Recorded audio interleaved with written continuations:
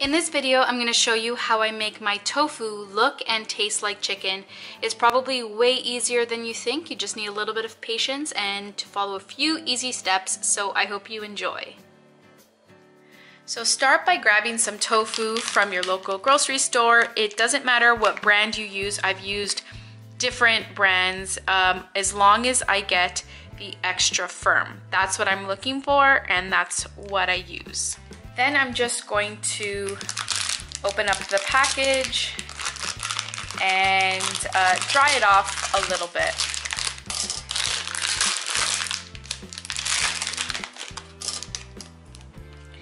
It comes with like liquid in here, so you're gonna wanna take it out of the package probably over the sink so your counter doesn't get all wet. I just put it on some paper towel and dry it up a little bit. That's it. Tofu doesn't have any specific flavor. It will taste like whatever seasonings you use to flavor it. So in terms of cutting it, I often cut it in cubes. So get my knife and go straight down this way, straight down that way, and they'll be like little 1 centimeter cubes. I often just put it in a frying pan or even in the oven, like bake it at 350 for about 30 minutes, or I check the texture, and that's all good. But it looks like tofu and has like a tofu texture.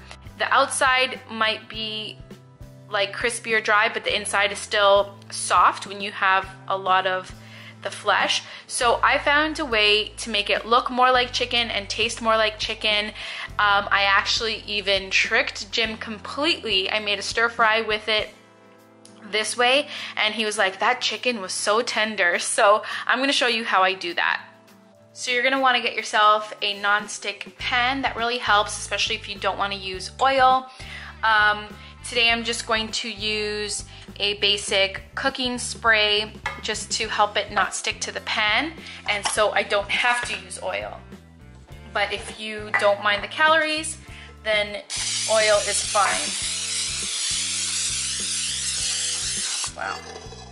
So what you're gonna wanna do is place your pan on the stove at medium heat and get the pan a little bit warm before you place the tofu in. But I'm just gonna show you it here because there's better lighting here than where my stove is.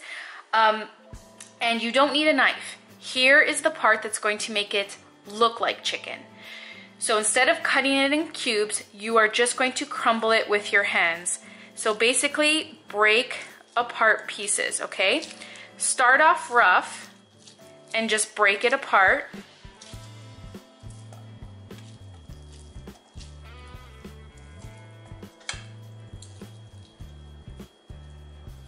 Okay, then get the bigger pieces and break them apart.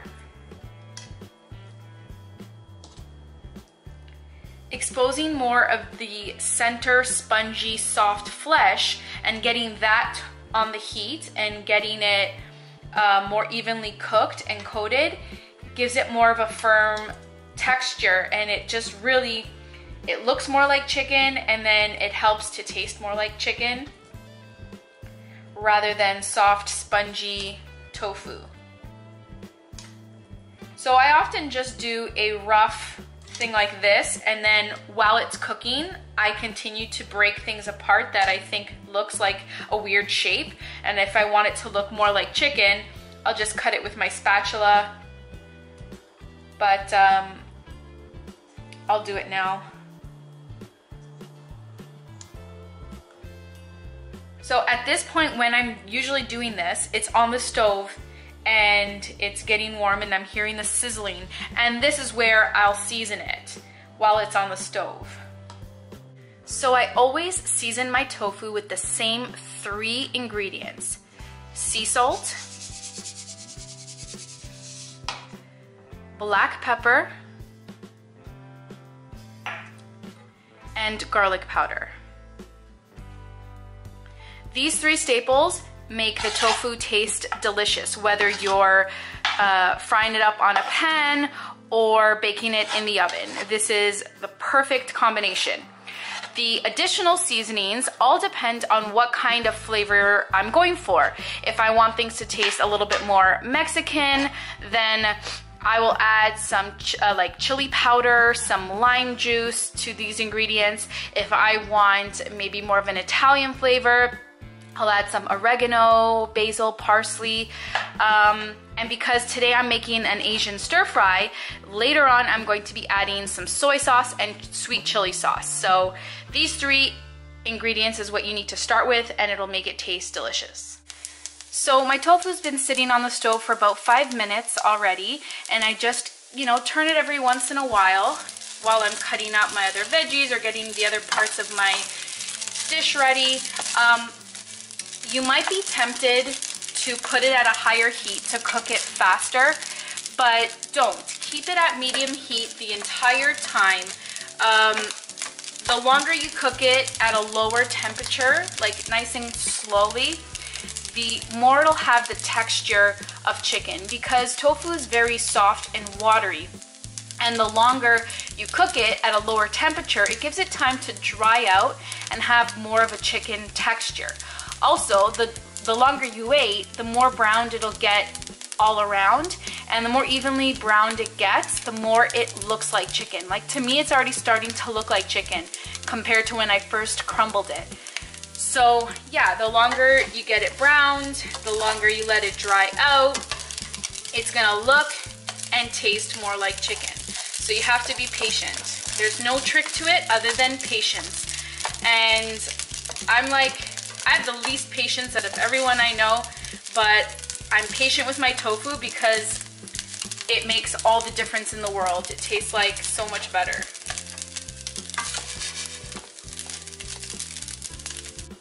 So it's been cooking on the stove for about 15 minutes at medium heat, but personally I like things a little bit more brown, so I'm probably gonna keep it on lower heat, like go right down to low, and keep it on for another 5 minutes before I pull it off the stove. So it was on the stove for about 20 minutes in total, and I took off the heat now. It's the perfect color and texture for me. Like, I love the little crispy edges. It's honestly perfect. I want to try one. Perfect.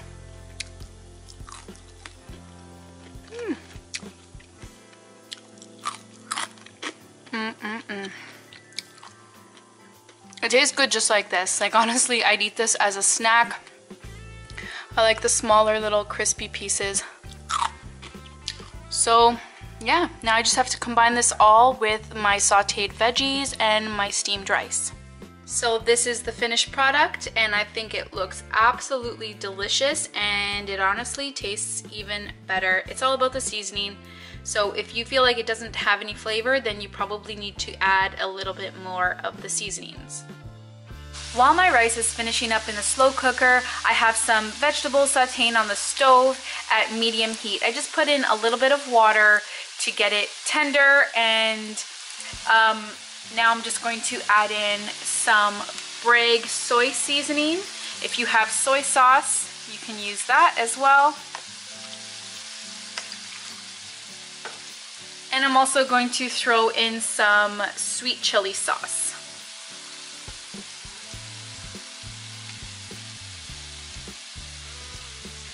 So this is what's going to flavor my entire dish. If I need to add more, once I add the tofu and rice in, then I'll add more. I'll just taste it and see. What I love about stir fries is that you can literally put in whatever you have in the fridge. Like, I often put mushrooms and broccoli, just so many different combinations. Pretty much anything tastes good. Today I had carrots, red and yellow bell peppers, celery, and some green onions. So that's what's going to make up the veggie part of my stir fry. And my brown rice is almost ready, and then I'm just going to combine everything into this pan and mix it up. You don't need to worry about all the liquid that the vegetables are producing. It's mixing with the seasoning, and it's making like a nice sauce, and all the extra liquid will be absorbed by the rice and the tofu. So I cooked my vegetables for about 5 or 10 minutes and I got it to the perfect tenderness that I like. And now I'm just going to add everything else in.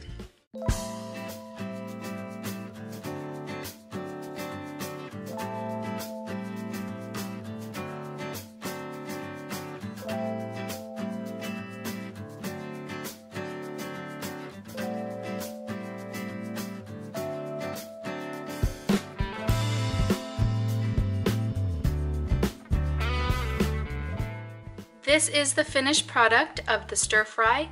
It tastes absolutely amazing. I hope you try this recipe. Let me know if you do. I think the tofu came out perfectly. It's absolutely delicious, and I hope you enjoyed this video, guys. See you in the next one.